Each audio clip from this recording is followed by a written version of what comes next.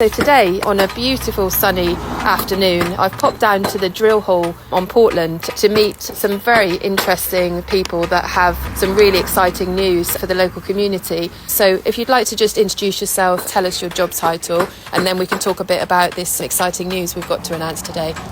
Yeah, my name's Hannah Sophia, and I'm Creative Director with the Portland Sculpture and Quarry Trust.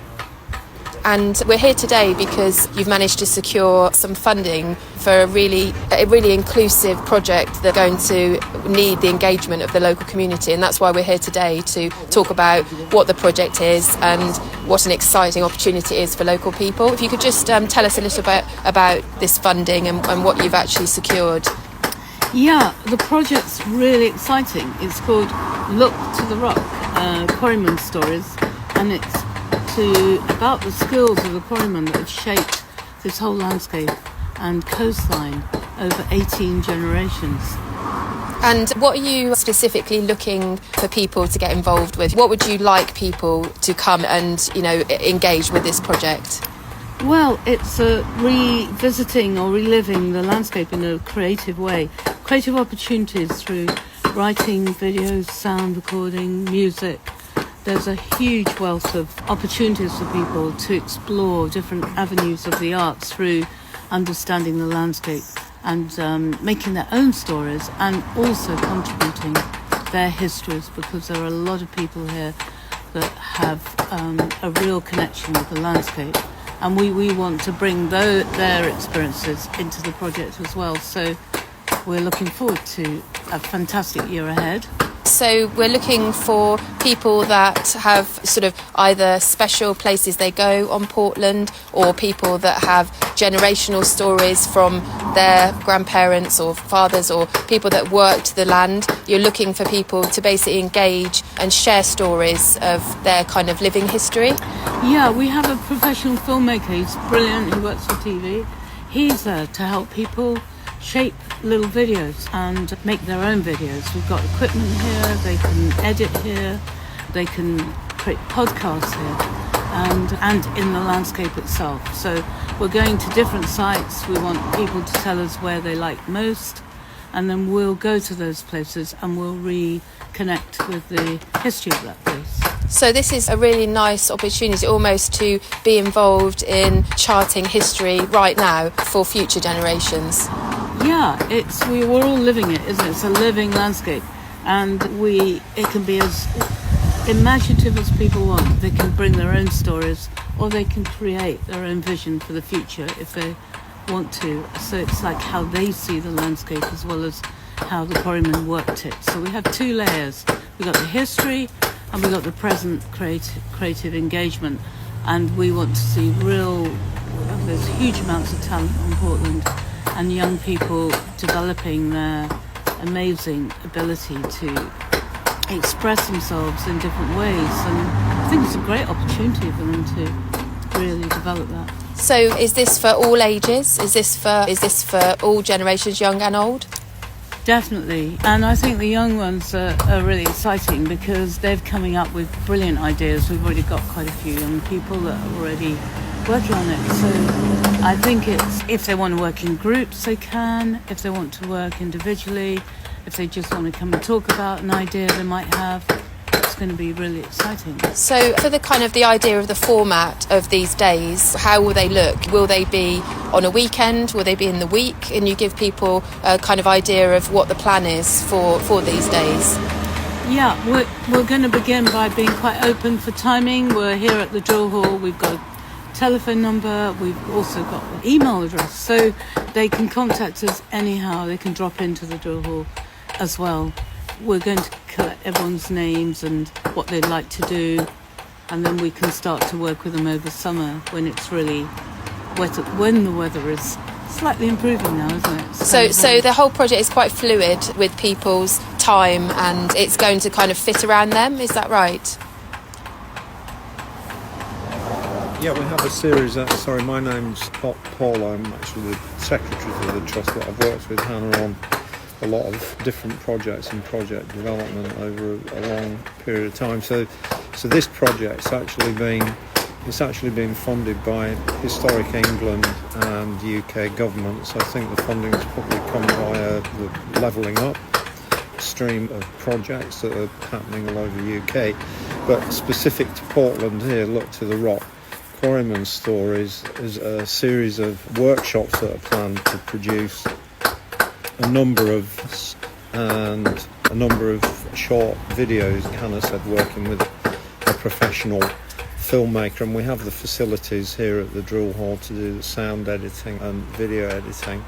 So it's a fantastic opportunity to be involved in the history of the island and its stone and the people that worked it across all age groups, to kind of emphasise really how important Portland has been in shaping the face of cities like London and most notably St Paul's Cathedral. But the stone has actually gone all over the world. I believe there's some from less than probably a mile away from here, which is actually in the interior of the White House in America, which has been in the news a lot recently. And then I think the largest piece of stone that ever left the island went to Burma, to a war memorial in Burma. So it's a really significant world contributor, if you like, to not only to architecture but to culture as well. And it's basically down to the quarrymen whose skill and hard teamwork basically took the stone out and for it to be then shaped into buildings and sculpture and carving. So the actual end product, the podcast, the videos, the recordings, what will be done with those? How will they be used? The thing that we intend to do is, as the podcasts are produced, they would be uploaded onto a channel, and they will be available via the internet. And then the videos will go onto a YouTube channel, which would be a kind of dedicated channel about this project. And it's almost, this will be an amazing kind of historical project also to be involved with for the future.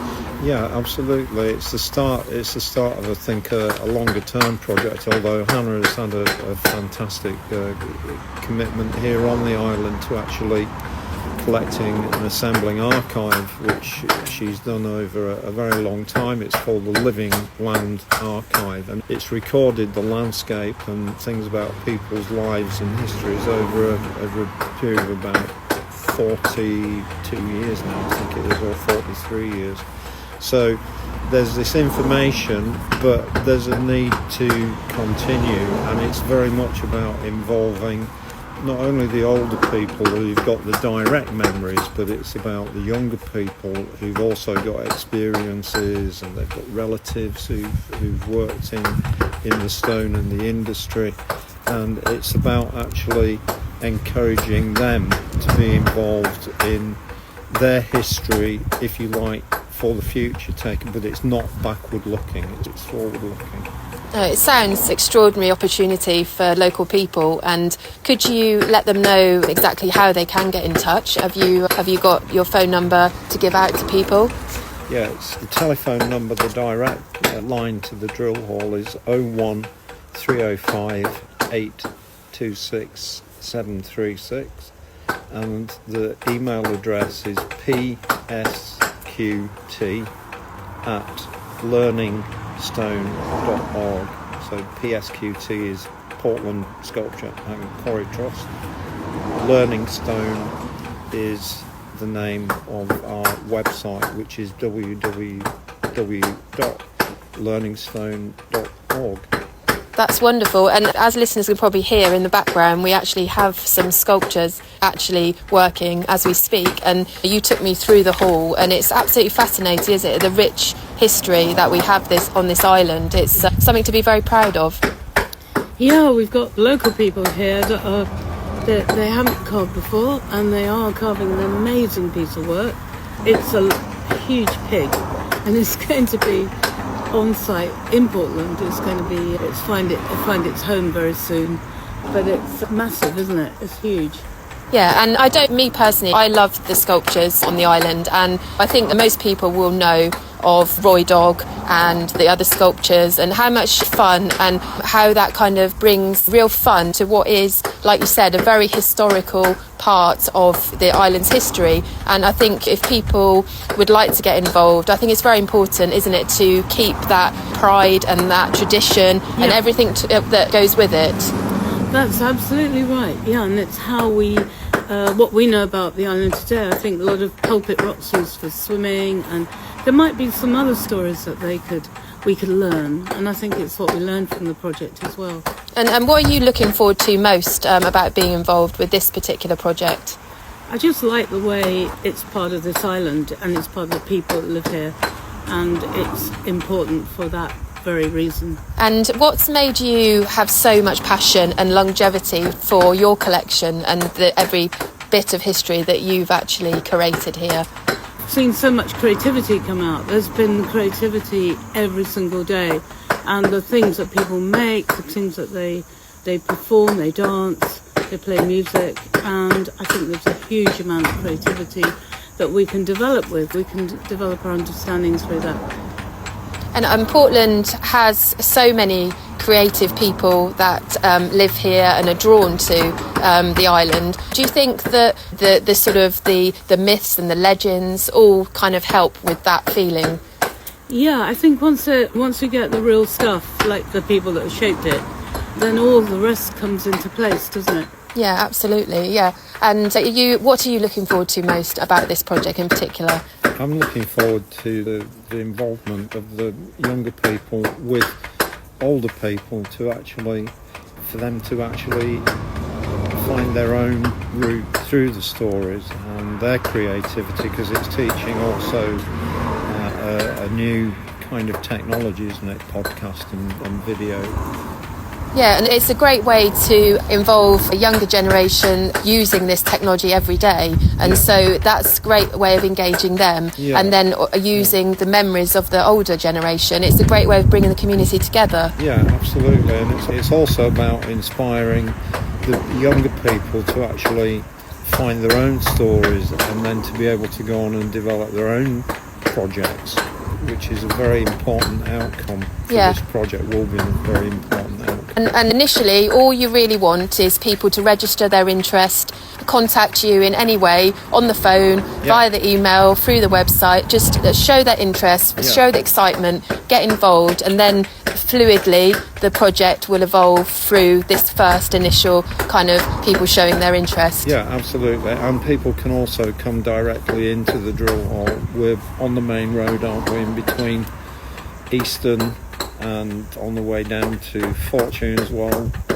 We're on the main bus route. It's very easy to find. It stands on its own. It looks like a castle or a fort. And we're here virtually every day of the week. So if anybody does want to just call in and find out more, then that's another Wonderful. To finding out as well. Fantastic. Yeah. Thank you so much to both of you, and let's get the excitement of the community and let's make this project a huge success. Absolutely. Thank you so much for talking to me. Thank you.